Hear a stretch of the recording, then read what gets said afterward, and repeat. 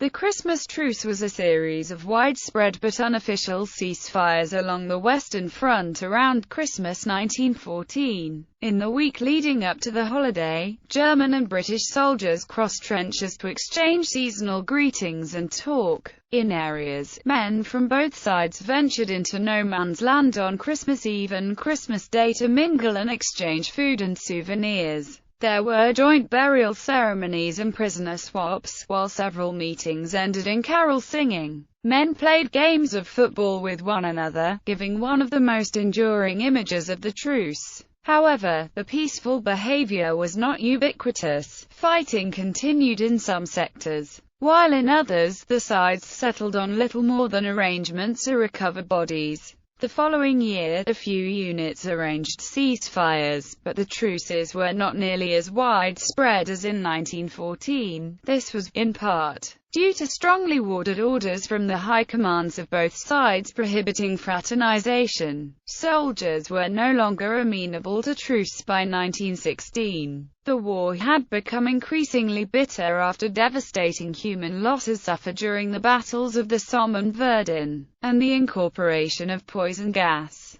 The truces were not unique to the Christmas period, and reflected a growing mood of live and let live, where infantry in close proximity would stop overtly aggressive behavior, and often engage in small-scale fraternization, engaging in conversation or bartering for cigarettes. In some sectors, there would be occasional ceasefires to allow soldiers to go between the lines and recover wounded or dead comrades, while in others, there would be a tacit agreement not to shoot while men rested, exercised, or worked in full view of the enemy. The Christmas truces were particularly significant due to the number of men involved and the level of their participation, even in very peaceful sectors. Dozens of men openly congregating in daylight was remarkable, and are often seen as a symbolic moment of peace and humanity amidst one of the most violent events of human history. Background: the first 5 months of World War I had seen an initial German attack through Belgium into France, which had been repulsed outside Paris by French and British troops at the Battle of the Marne in early September 1914. The Germans fell back to the Aisne Valley, where they prepared defensive positions. In the subsequent Battle of the Aisne, the Allied forces were unable to push through the German line, and the fighting quickly degenerated into a stalemate. Neither side was willing to give ground, and both started to develop fortified systems of trenches. To the north, on the right of the German army, there had been no defined front line, and both sides quickly began to try to use this gap to outflank one another. In the ensuing race to the sea, the two sides repeatedly clashed, each trying to push forward and threaten the end of the other's line. After several months of fighting, during which the British forces were withdrawn from the Aisne and sent north into Flanders, the northern flank had developed into a similar stalemate. By November, there was a continuous front line running from the North Sea to the Swiss frontier, occupied on both sides by armies in prepared defensive positions. Fraternization, peaceful and sometimes friendly interactions between opposing forces, was a regular feature in quiet front-line sectors of the Western Front. In some areas, it manifested simply as a passive inactivity, where both sides would refrain from overtly aggressive or threatening behavior, while in other cases it extended to regular conversation or even visits from one trench to another. Truces between British and German units can be dated to early November 1914, around the time opposing armies had begun static trench warfare. At this time, both sides' rations were brought up to the front line after dusk, and soldiers on both sides noted a period of peace while they collected their food. By the 1st of December, a British soldier could record a friendly visit from a German sergeant one morning, to see how we were getting on. Relations between French and German units were generally more tense, but the same phenomenon began to emerge. In early December, a German surgeon recorded a regular half-hourly truce each evening to recover dead soldiers for burial, during which French and German soldiers exchanged newspapers. This behavior was often challenged by both junior and senior officers. The young Charles de Gaulle wrote on the 7th of December of the lamentable desire of French infantrymen to leave the enemy in peace, while the commander of 10th Army, Victor d'Urbal, wrote of the unfortunate consequences when men become familiar with their neighbors opposite.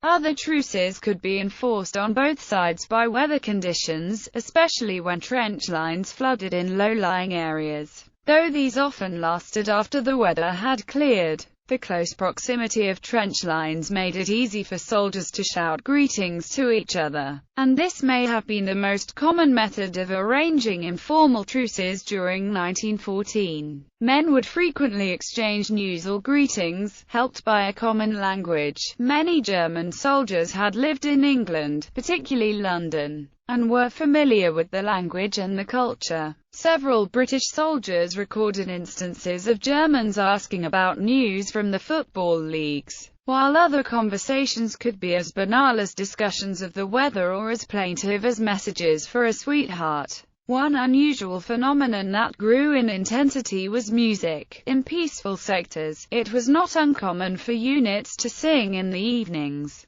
sometimes deliberately with an eye towards entertaining or gently taunting their opposite numbers. This shaded gently into more festive activity. In early December, E.H.W. Hulse of the Scots Guards wrote that he was planning to organize a concert party for Christmas Day, which would give the enemy every conceivable form of song in harmony, in response to frequent choruses of Deutschland über alles. Approach to Christmas. In the lead-up to Christmas 1914, there were several peace initiatives. The Open Christmas Letter was a public message for peace addressed to the women of Germany and Austria, signed by a group of 101 British women suffragettes at the end of 1914 as the first Christmas of World War I approached. Pope Benedict XV, on the 7th of December 1914, had begged for an official truce between the warring governments. He asked that the guns may fall silent at least upon the night the angels sang. This attempt was officially rebuffed. Christmas 1914. Roughly 100,000 British and German troops were involved in the unofficial cessations of hostility along the Western Front.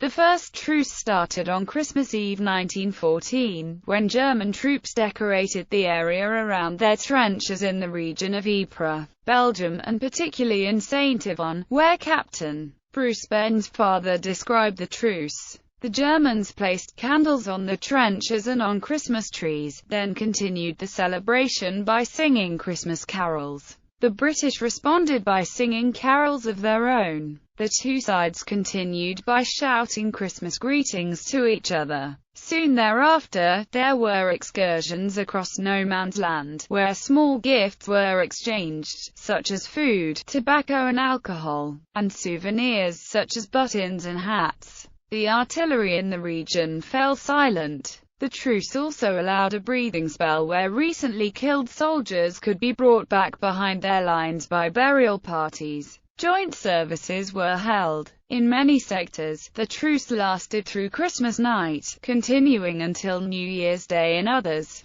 On the day itself, Brigadier General Walter Congreve, then commanding 18 Infantry Brigade, stationed near Neuve-Chapelle, wrote a letter recalling the Germans initiated by calling a truce for the day. One of his brigade's men bravely lifted his head above the parapet and others from both sides walked onto no man's land. Officers and men shook hands and exchanged cigarettes and cigars. One of his captains smoked a cigar with the best shot in the German army, the latter no more than 18 years old. Congreve admitted he was reluctant to personally witness the scene of the truce for fear he would be a prime target for German snipers. Bruce Ben's father, who served throughout the war, wrote, "I wouldn't have missed that unique and weird Christmas Day for anything. I spotted a German officer, some sort of lieutenant I should think, and being a bit of a collector, I intimated to him that I had taken a fancy to some of his buttons.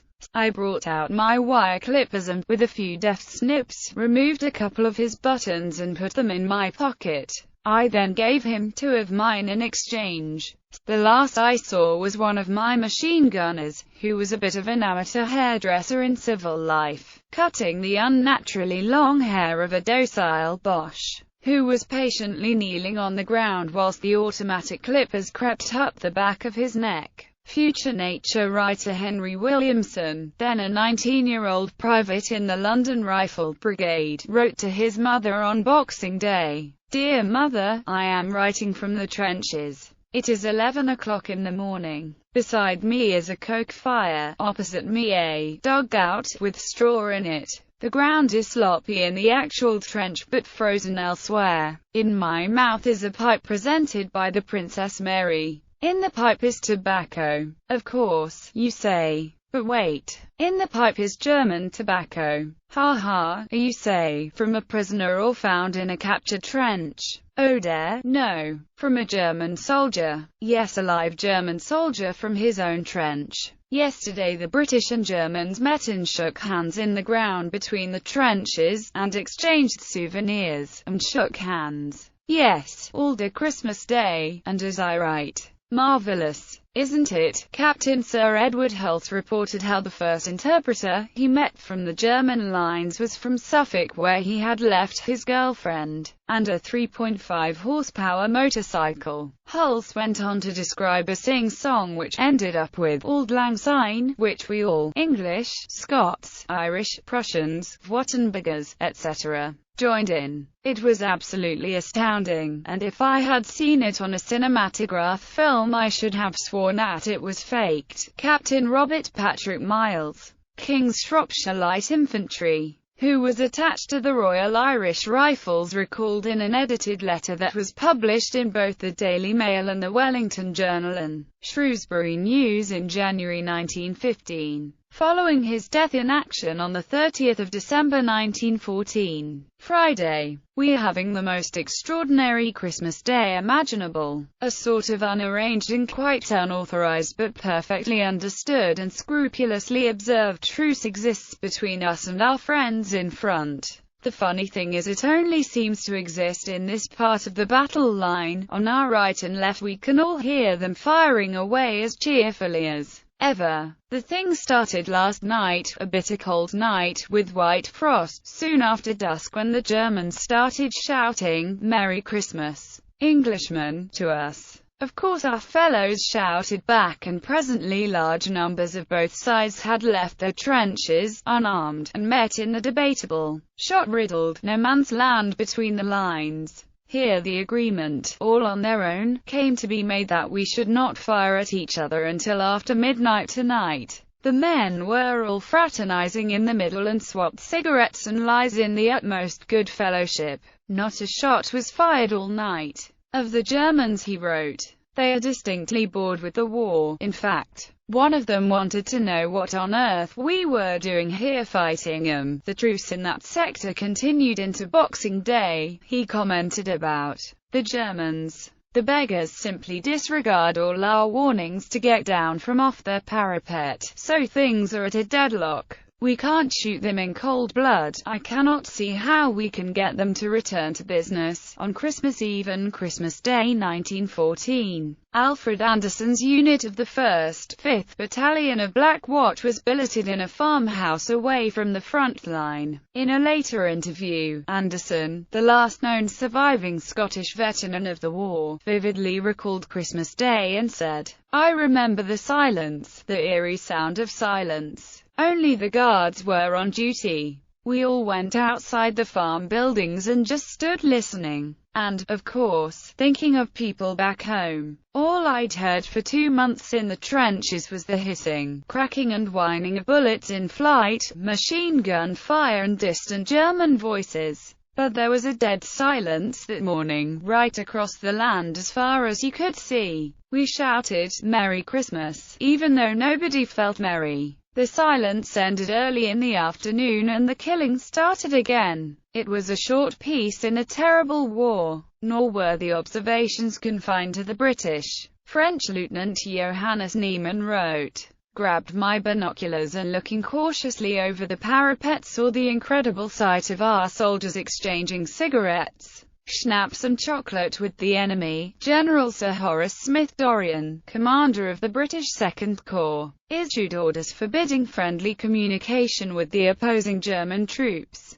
Adolf Hitler, then a young corporal of the 16th Bavarian Reserve Infantry, was also an opponent of the truce. In the Camins sector of the front there was an early fraternization between German and French soldiers in December 1914, during a short truce, and there are at least 2 other testimonials, from French soldiers, of similar behaviors in sectors where German and French companies opposed each other. Gervais Mourian wrote to his parents, "The Boches waved a white flag and shouted, 'Camarades, camarades, rendezvous.' When we didn't move they came towards us unarmed, led by an officer. Although we are not clean they are disgustingly filthy. I am telling you this but don't speak of it to anyone. We must not mention it even to other soldiers." Gustave Berthier wrote, "On Christmas Day the Boches made a sign showing they wished to speak to us. They said they didn't want to shoot.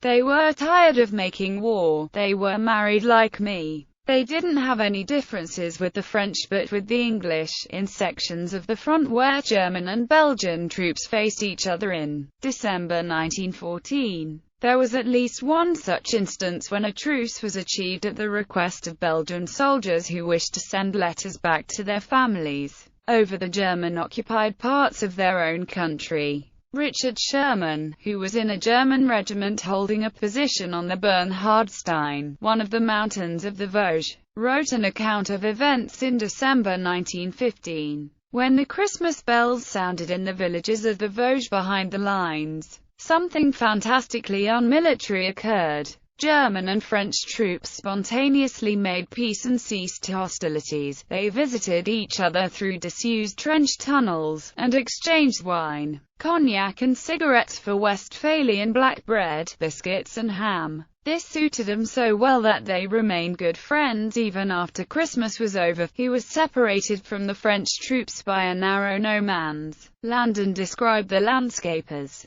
strewn with shattered trees, the ground ploughed up by shell fire, a wilderness of earth, tree roots and tattered uniforms. Military discipline was soon restored, but Sherman pondered over the incident, and whether thoughtful young people of all countries could be provided with suitable meeting places where they could get to know each other. He went on to found the German Youth Hostel Association in 1919. Football matches. Many accounts of the truce involve one or more football matches played in no man's land. This was mentioned in some of the earliest reports, with a letter written by a doctor attached to the Rifle Brigade, published in the Times on 1 January 1915, reported a football match played between the Munis in front of the trench. A wide range of similar stories have been told over the years, often naming specific units or a precise score. Some accounts of the game bring in elements of fiction by Robert Graves,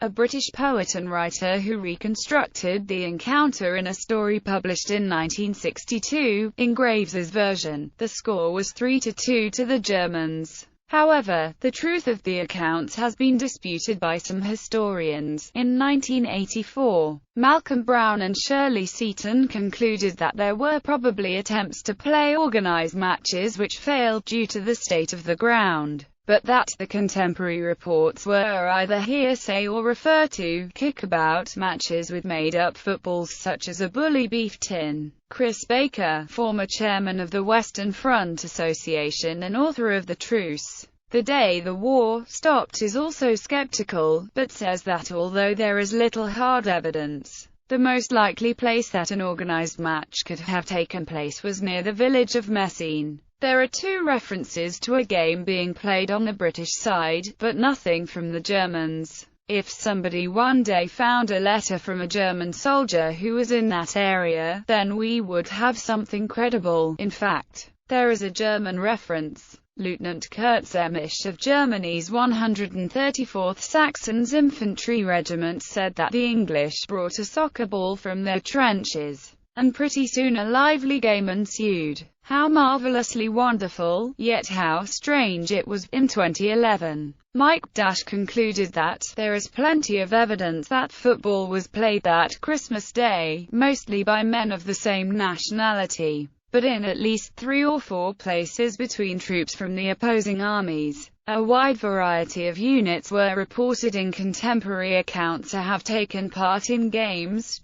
Listed the 133rd Royal Saxon Regiment pitched against Scottish troops, the Argyll and Sutherland Highlanders against unidentified Germans, the Royal Field Artillery against Prussians and Hanovers near Ypres, and the Lancashire Fusiliers based near La Touquet, with the specific detail of a bully beef ration tin as the ball. One recent writer has identified 29 separate reports of football, though does not give substantive details. Eastern Front. A separate manifestation of the Christmas truce in December 1914 occurred on the Eastern Front, where the first move originated from the Austrian commanders, at some uncertain level of the military hierarchy. The Russians responded positively and soldiers eventually met in no man's land.